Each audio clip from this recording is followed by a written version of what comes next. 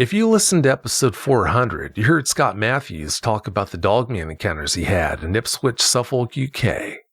Well, not long ago, his brother Jamie contacted me and let me know that he wants a chance to share his view on some of the encounters that he and Scott had and talk about some other experiences as well. And that's what he's come here to do tonight. Having said that, let's bring on Jamie Matthews. Jamie, welcome to the show. Thank you. Thanks for having me on, Vic.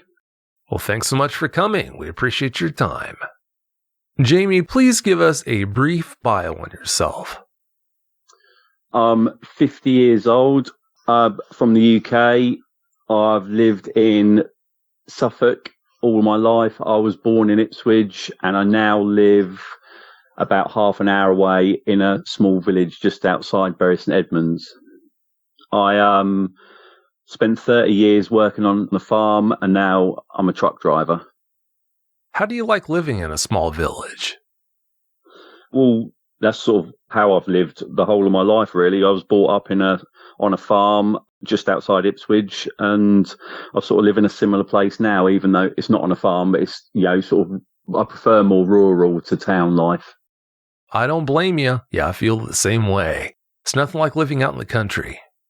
Oh yeah, no, it's I like opening the curtains and seeing trees and fields rather than somebody else's house opposite and someone else looking out the window at you. Definitely. Only problem is when you have things like coyotes keeping you up at night, but yeah, I'll take that any day for the positive sides of it. Well, there's no coyotes or anything in England, though. You just get an owl or a pheasant now and again making a noise at night. Well, that's not bad at all. You've got it made then. Yeah, that's not too bad. Not too bad. Yeah, I'd say so. From what I understand, Jamie, you didn't know about your brother being a guest on the show. Is that correct? No, I didn't know anything about it until, 5 days ago. We still walk around the same area because my parents still live in the same house. So we're still there every week walking the dogs or anything. So, and we just happened to get talking about it last Sunday, 5 days ago. That must have blown you away when he told you. Well, yeah, I hadn't heard anything about it. So I started listening to the shows, 5 days ago now. So then I sort of decided to share my side of it, really. Well, it goes without saying, we're so glad you're doing this. Have you had a chance to listen to episode 400, the show that he was featured on? Yeah, I listened to the first few right from the start, and then I went to 400 and listened to his interview yesterday. Oh, good. Yeah, that way you got a chance to listen to the great job he did. Yeah, it was strange hearing my brother on the radio. Oh, I'm sure it was. Yeah, that probably would take a lot to get used to. How much research have you put into Dogman? Me personally, not very much at all, because when these sort of couple of instances happened, I mean, this is going back, the first one was 40 years ago, 38 years ago, so there was no phones, internet or anything. I don't think I'd even heard of a Dogman until a year ago, maybe. Well, that doesn't make any different from most people, but maybe it was a good thing you didn't know what it was you were looking at back then when you actually saw one. Well, yeah, that's the thing. And also, my story is sort of my story rather than, I think it's easy for your mind to play tricks on you. And if you've listened to other people's stories, is to almost accidentally pick things out of their story and add it into yours, without knowing sometimes, to make things fit. Oh, maybe this was this, or maybe this was that. In some ways, it can kind of sway you when you've listened to too many episodes of Dogman podcasts.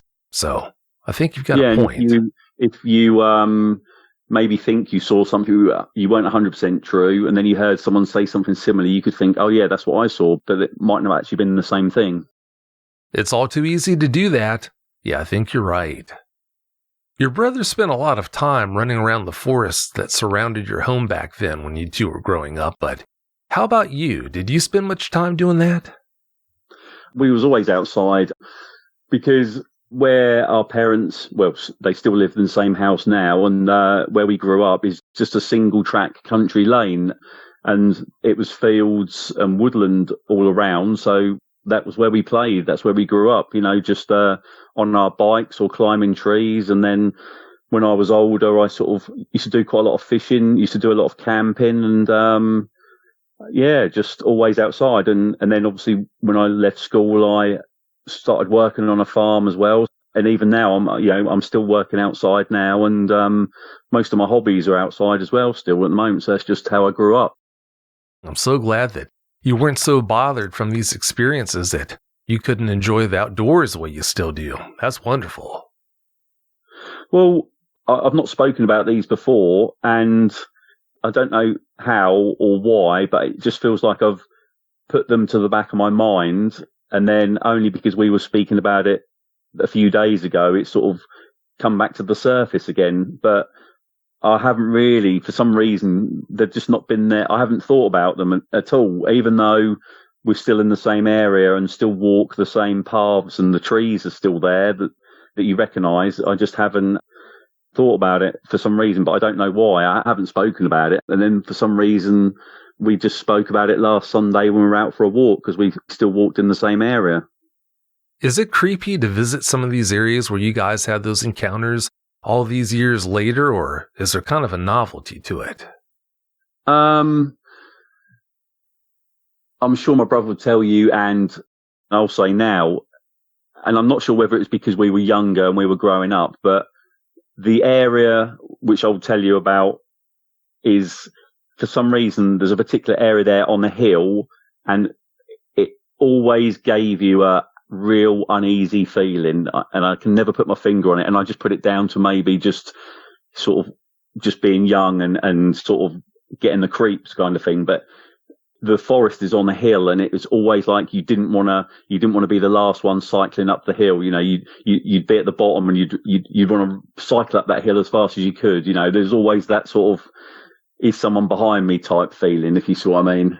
It's just I don't know. I can't explain it, and it's not there as much now. But even so, I wouldn't walk down there on my own in the daytime. I don't think now. I don't think I would. Even now, you wouldn't do that. No, I don't. I think whether that's just because memories of your childhood or anything, but for that sort of area, even though I'll walk there with my dad and the dog, and we'll be in the general area. That exact place.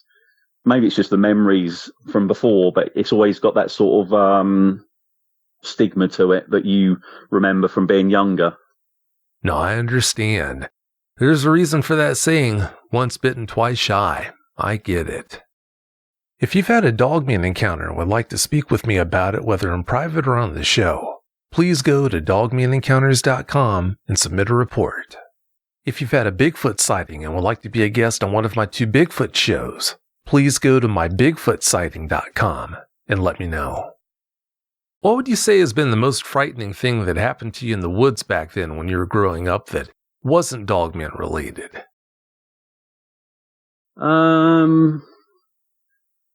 I'm not really sure. There was sort of anything frightening as such, apart from that sort of experience. But no, I don't think there was actually anything frightening apart from what I'm going to tell you. That story that was sort of, I mean, obviously that's the thing that sticks out in my head from all the years of being around there. Well, that's a good thing. Nothing happened to frighten you to the point where it's sticking out like a sore thumb in your mind all these years later. That's great. My dad worked on the farm, so he was always outside, and that's just how we were brought up. So you were kind of, I still count that as my home, really. So you're not scared of your home, are you? It's just that particular thing that happened at that time. But I still view that as my home. So I don't sort of view it as a scary place as such. It was just an event that happened. Well, that's a healthy way to look at it, so that's definitely a good thing. All right, Jamie, please tell us about your view of the encounters your brother told us about and any other experiences you'd like to share with us now. Give us every last detail that comes to mind. First, I'd like to just go back to where we used to live. If I could just explain the sort of outlay of it. My mum and dad's house, where they still live now and where I grew up, is at the top of a sort of country lane, and it's surrounded by fields and the woodland. The lane is probably about a mile long. I suppose you would travel about from my mum's house to the top of the hill is about half a mile, and the woodland starts at the top of the hill, and down the hill is about a quarter of a mile, and that wood is on the right hand side all the way down to the bottom of the hill, and then there's a house at the bottom of the hill. Then it goes back up to the other side to the farm where my dad used to work, which is now a kind of sort of tourist attraction, really, petting zoo, sort of rare breeds type place. But where the hill is, where the woods are, once you get to the bottom on the right hand side, there's a stream which runs along the bottom of the woods and a meadow. This first thing, which is what my mum actually only told me this 5 days ago, I never knew about this at all. We used to live in the bottom house at the bottom of the hill next to the woods. We moved to the top of the lane where they are now for when I started school, because my mum never drove a car, so she didn't want to walk with little kids up to the lane to catch the school bus, so it was easier to move up to the top. So this took place before I started school, which was 1976. So my mum just told me that my mum and dad were both in bed one evening, and I think they were reading or something, and she said it must have been summertime because they had the windows open. And bearing in mind, my dad worked on the farm. He'd been working on the farm since, I think he started there in 1960 when he was 15. So he'd been working outside, and he's obviously been brought up in the countryside, brought up in that area, never moved very far from the area. And they're both in bed, and then they just hear this roar sound or a growl. But bearing in mind that we don't have any big predatory animals in the UK, I mean, the most predatory animal we've got is a fox, and they sort of whine and bark. And they both looked at each other and said, "What was that?" And then my dad said, "I don't know." And that's what my mum told me. So this would have been, say before 1976 when we moved up to the top, which I just thought, I'm glad I didn't know that at the time, because I might have never wanted to leave the house, I suppose. But so that was the first instance. So then this brings me on to the story with me, my brother, our friend Jason, which I think would have taken place around 1984, 85. So I think that would have made me about 12 years old. So my brother would have been, I think, maybe 10 or 11. I mean, I'm just guessing at the ages here, but we were roughly around that age, maybe give or take sort of a year or two. So we were living up the top of the lane at this point. Our friend Jason, he'd moved to the area because his dad worked on a construction site, and they were building a new bridge and a big dual carriageway road just a little way away. So he came to our school, and we got friends with him. And so he was only across the field behind my parents is where their sort of site was, where he lived. So we'd meet up regularly and go out at school holidays and after school and stuff like that, messing about, just playing out in the fields and stuff. So this one particular time, we met him at my parents' house.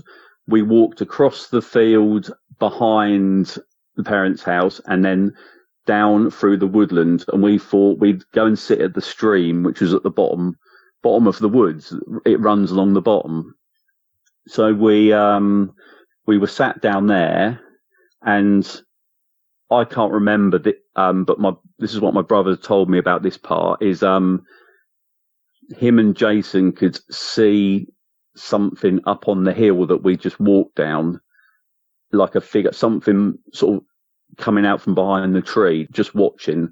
I couldn't see it, so I remember being almost annoyed or angry that they were trying to wind me up, I think, or I was a bit spooked and just being annoyed that they were doing it. You know, I thought they were trying to wind me up and just get under my skin a bit. But so we moved and we walked over to, there's a railway line runs along the back of the farm. We walked over to the tunnel because I think we thought the tunnel it's a short tunnel, so it wasn't dark inside or anything. But I think we thought it might give us sort of a bit of cover, because I hadn't seen anything at the moment, and I think I was just I was just sort of looking but couldn't see anything.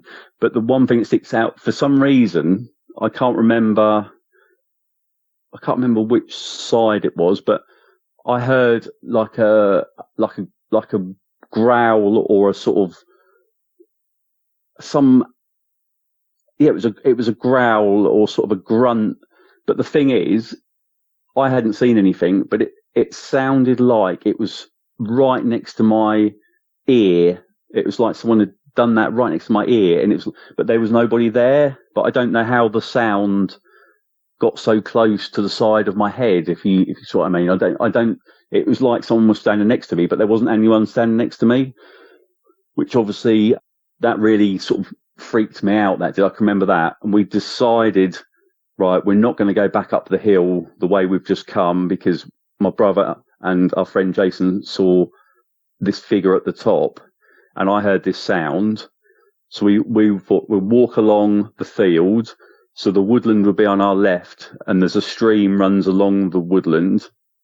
We'd go across the next field, which I suppose this would be about half a mile, and that would take us to the lane, the bottom of the lane where our old house is, but at the bottom of the hill where the woods is. So we walked across there. We got to the lane, and my brother, as I remember, sat down because he had something wrong with his foot or his shoe.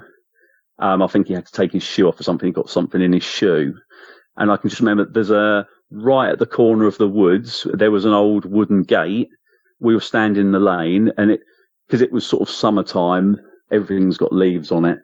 There's a chestnut tree, and it's still there now. And it had a canopy of leaves on it. And all I remember is looking at the tree and something standing there, and I can see from the waist down, and it's just black. And that's what I remember. And I remember just shouting to my brother and to my friend Jason. I can't exactly remember what I shouted, to be honest, but I can just remember, I've grown up in the countryside. I know what animals are there and what's not there. And I can just remember seeing it. It's under this tree. I can just see the canopy of the trees and the legs underneath, and it's just black. And I think we just ran, as I remember. We just ran, and we decided we weren't going to go up the hill. We just ran up the track at the back, and we went up to the main road.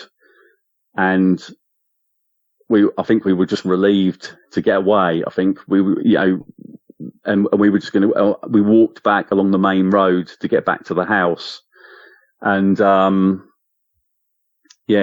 we got back to hell. And I think my mum went out. I don't know if my dad went, but I think my mum went out with the dogs, because we had 2 dogs at the time, to have a look. Because my mum, I don't know if my mum believed what we sort of said, what we thought. We didn't know what we'd seen, to be honest. But I'm not sure. Yeah, she went out with the dogs and then came back and said she didn't see anything. But I know what's in the countryside, and whatever that was shouldn't have been there, or it wasn't something we'd ever seen before. I can't explain it. But I know it was black. It was just jet black. And it wasn't like black trousers or black jeans or someone with shorts on or anything. It was something standing there that had black legs, and it was almost like it wanted to just watch, but it was always obscuring itself behind the canopy of the leaves, almost trying to blend in with the trunk of the tree, I suppose. Yeah, so that would have been around when we were about 10, 12 years old. And the sort of next time something happened was I was at work. I'd started working on a farm. So this would have been around 1995. This was either Christmas Eve or it was a couple of days before Christmas, because it was my last day of work before I finished for the Christmas holidays. And I was ploughing a field which would have been from the first sighting that we saw, it would have been about 2 or 3 miles away. So not that far, just sort of 2 or 3 miles as the crow flies. I was over in the field. It would have been about 4 o'clock in the afternoon, obviously near Christmas. So it was getting dark. I was, ploughing. So I had my lights on the tractor, and all I can remember, something came out of the hedge, and it was on all fours, and it ran across this quite a big field. It was probably, the field I was in was like 30 acres, and it ran across this field, but it almost had giant sort of strides, and it sort of almost galloped, I suppose, but it was on all fours, but it just went across this field like you've never seen, just the speed of it and the sort of strides it took. And it wasn't, the only thing we have a fox, which is obviously the size of a sort of medium-sized dog, or a deer, and it wasn't either of those two things, because you see those sort of things all the time. So to this day, I could not explain what that was, but that was black, and that just went across the field. It just ran, and because I had my lights on, you could see, but it kind of kept around. It kind of was in the sort of just outside the sort of circle of light that was on the tractor, but you could still see it just run across the field, and then it just disappeared into the darkness. And I thought, there's no way I'm getting out the tractor. If anything falls off the back, it'll have to stay there till after Christmas, until the daylight. So that's my experiences. You told us about that unnerving experience your parents had in '76. Did that open them up to believing in things like the existence of dogmen?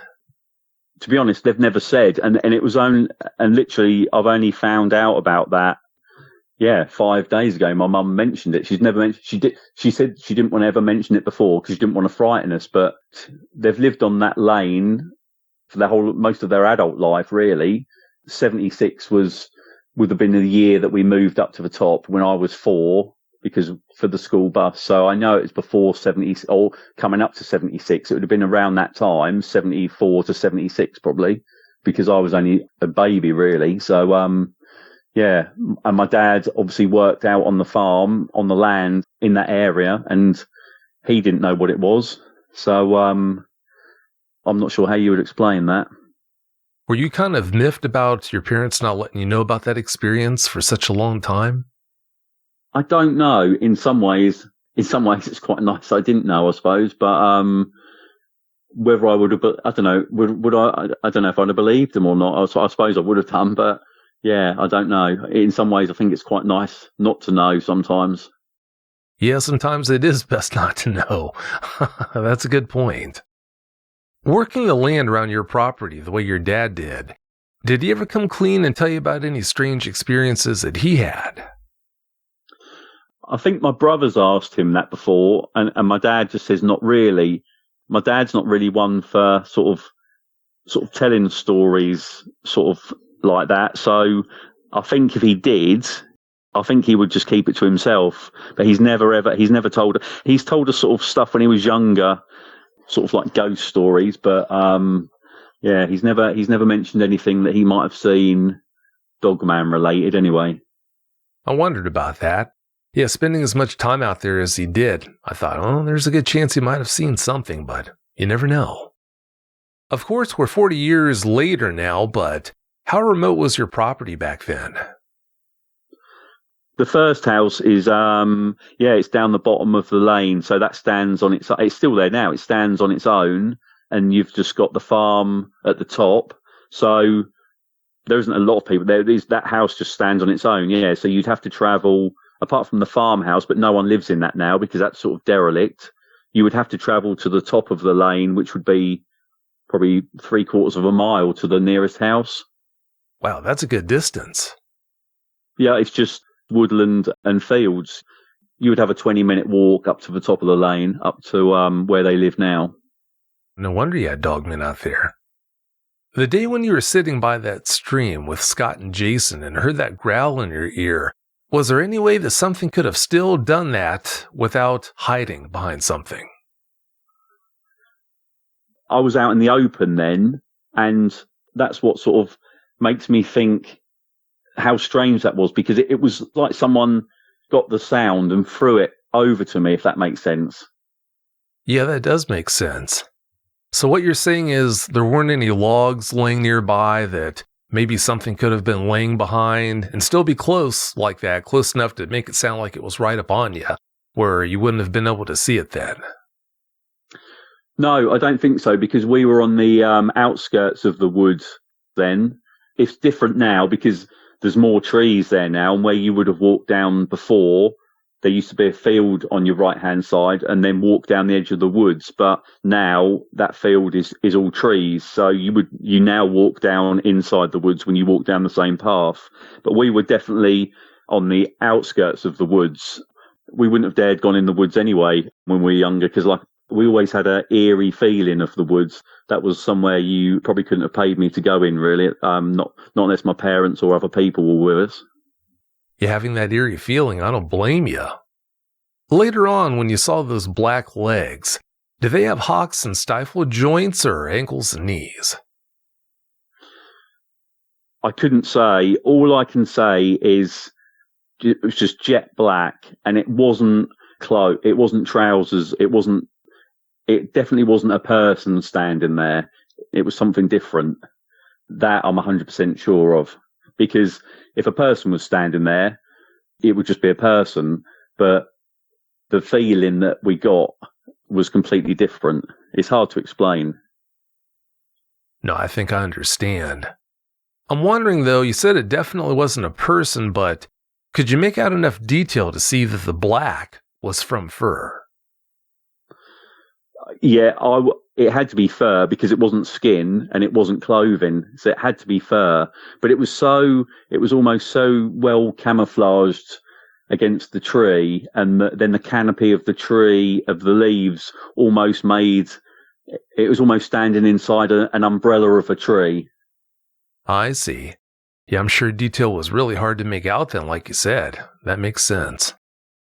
Did your parents take away your ability to roam free around the countryside the way you had been back then, after all these strange experiences started to happen?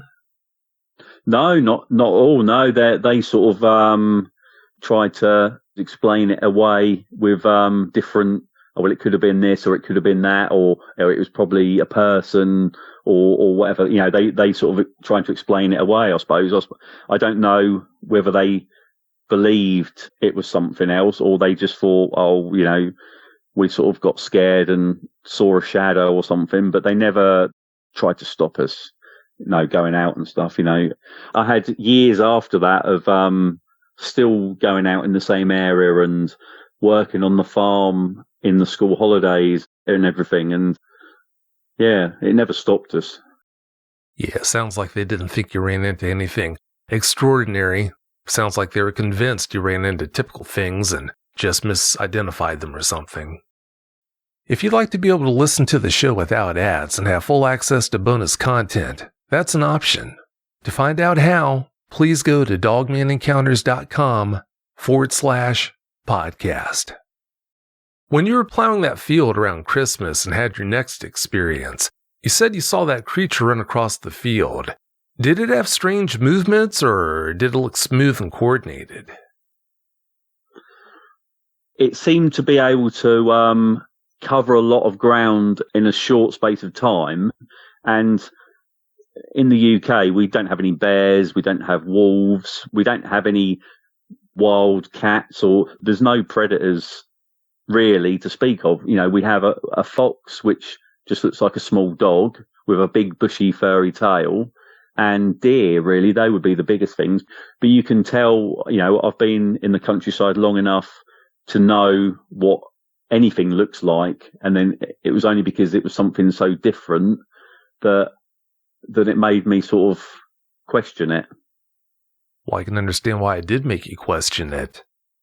From listening to your brother recount the encounters you two had, it sounded like they rattled him, but he was able to keep everything in perspective. How easy or difficult has it been for you to come to terms with your experiences, though? You're only the second person I've spoken to about it. My brother would be the other person. I haven't really thought about it until 5 days ago when me and my brother and my dad walked down the same lane as we did then, which since then we've done countless times because that's where we continue to grow up and that's where my parents still live. So we've been up and down those lanes and walked past the same trees lots and lots of times. And I don't know, I feel a bit like maybe I've put it in a little box and kept it out of the way. And then for some reason last week, box opened. I don't know if I opened it or it opened itself. Well, it might come as a surprise, but I'm glad you opened that box. When you listen to Scott recount those experiences on episode 400, would you describe the experience as being more agonizing or cathartic? No, it was a good experience listening to my brother speak about it. Yeah, it was a good experience. Good. Yeah, I was hoping it'd be a positive experience. Well, it's about time for us to get out of here, but before we do you have any closing comments you'd like to share? I'd just like to say we don't have the big animals in this country, so anything out of the ordinary sticks out, I suppose. So it's easier to see something out of the ordinary than what it may be if you've got big animals roaming around, if that makes sense. That does make sense. And how you deal with those experiences, that means everything. But having said that, Jamie, I can't thank you enough for coming on and sharing those experiences with us. I really appreciate it.